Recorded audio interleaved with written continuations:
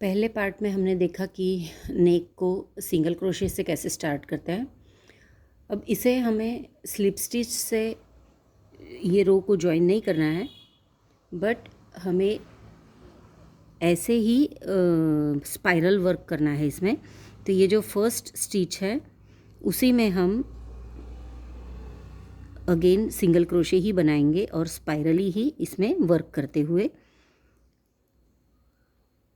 इस तरीके से हम स्पाइरली ही 10 सिंगल क्रोशे बनाते हुए जाएंगे। और यहाँ पे हमें सिंगल क्रोशे दोनों लूप में बनाना है, बैक लूप में नहीं। सो इस तरीके से first single crochet, then second single crochet, third single crochet. इसी तरीके से हम 10 सिंगल क्रोशे यहाँ पे कंप्लीट कर लेंगे। कुछ 5-6 लाइन रोज़ इस तरीके से बन जाएगी तो इस तरीके का वो शेप ले लेगा नेक का। तो ये मैंने यहाँ पे 20 रोज़ कंप्लीट की हुई है। आपको भी 20 रोज़ कंप्लीट करनी है पहले।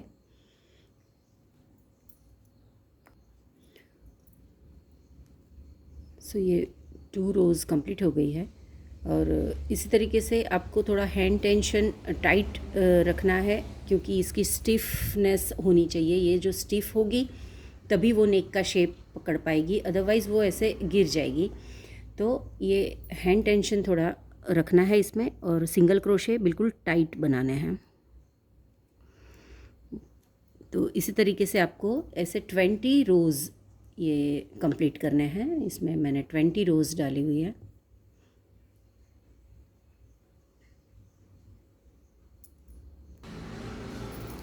ट्वेंटी रोज़ बनने के बाद हम इसको खींच लेंगे और यहाँ से हम न्यू कलर ऐड कर लेंगे।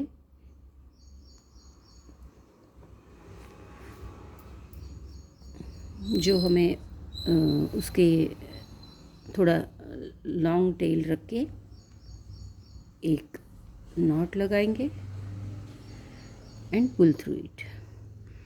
अब हमें अगेन एक सिंगल क्रोशे की रो बना लेनी है पूरे सब में।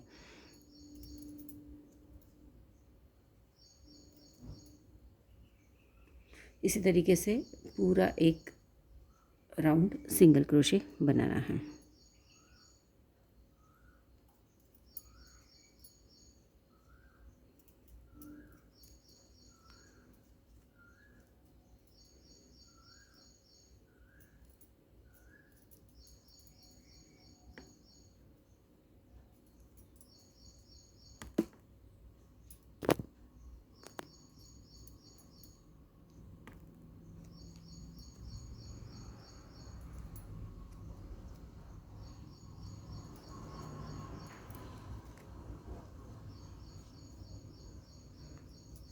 और ये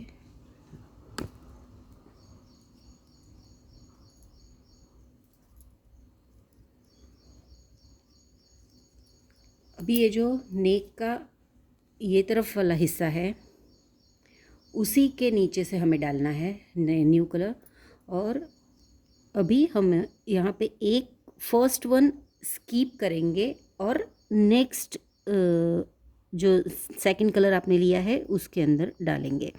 तो फर्स्ट स्टिच स्कीप करके सेकंड से सिंगल क्रोशे करना है, क्योंकि अब हमें ये पार्ट थोड़ा थोड़ा नैरो करते जाना है। तो नैरो करने के लिए हम एवरी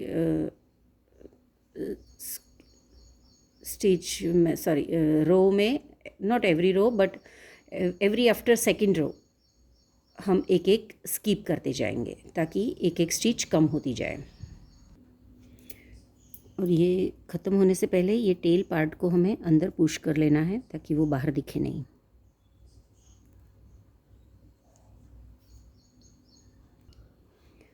अब ये 9 स्टिचेस की 2 रो कंप्लीट हो गई है। अब अगेन मैं ये यहाँ का जो सेंटर उसका है उसी पार्ट के एक स्टिच अगेन स्किप करके, ये वाली स्टिच स्किप करके नेक्स्ट में हम डालेंगे। सो अब हमारी ये रो हो जाएगी 8 स्टिचेस की। तो ये 8 स्टिचेस के हम 3 रोज़ कम करेंगे, 3 रोज़ बनाएंगे। तो अगेन हम एक स्टिच स्किप करके, यहाँ पे ये वाली स्टिच कीप करके नेक्स्ट में सिंगल क्रोशे डालेंगे। तो अब हो जाएंगे हमारी 7 की एक रो बन जाएगी।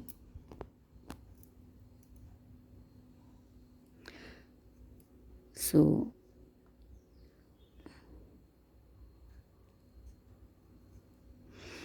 थोड़ा हैंड टेंशन टाइट रखें ताकि ये स्टिफ बने एकदम। इसी तरीके से हम 7 की रो कंप्लीट करेंगे।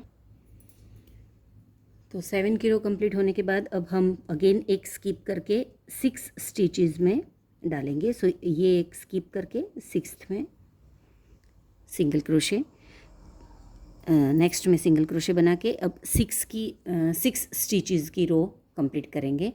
6 के बाद अगेन एक स्किप करेंगे, 5 के बाद 4 और फिर एकदम नैरो कर देने के लिए दोनों को ज्वाइन कर देंगे।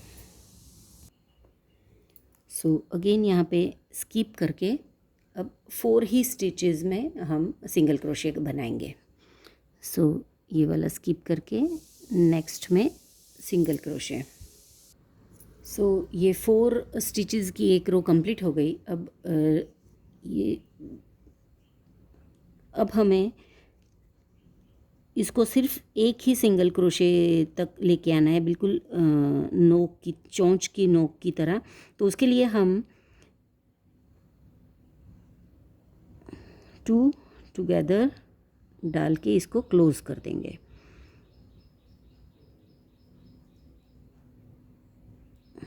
इस तरीके से pull through all this 3 and इसको थोड़ा सा लॉन्ग टेल रखेंगे, इसकी एंड टेल इस तरीके से। तो ये हो गया हमारा स्वान का नेक पार्ट। अब हमें ये टेल पार्ट को इस तरीके से टेपेस्ट्री नीडल में डाल के इसको ऐसे टर्न करनी है और यहाँ पे करीब 1 2 3 4 5 6 7 8 9 एंड 10th रो के आसपास कहीं पे उसको स्टिच कर लेना है, मगर ध्यान रखिए कि ये बिल्कुल आगे की तरफ आए, इस तरीके से।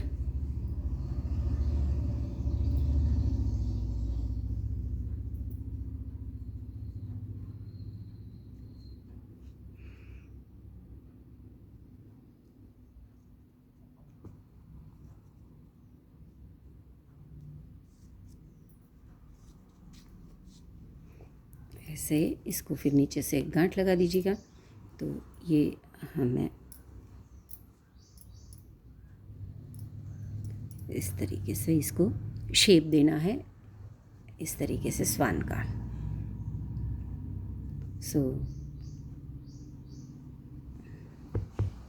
इसी तरीके से हम बाकी के 5 मोर बनाएंगे, क्योंकि हमें 6 पीसेस चाहिए ऐसे स्वान के। इसे आप आइज़ के लिए यहाँ पे दोनों तरफ छोटे छोटे ब्लैक कलर के बीड्स लगा सकते हैं या फिर ब्लैक थ्रेड से भी बना सकते हैं। आइज़ और बेक, इस तरीके से हमें स्वान का पार्ट कंप्लीट करना है। Thank you.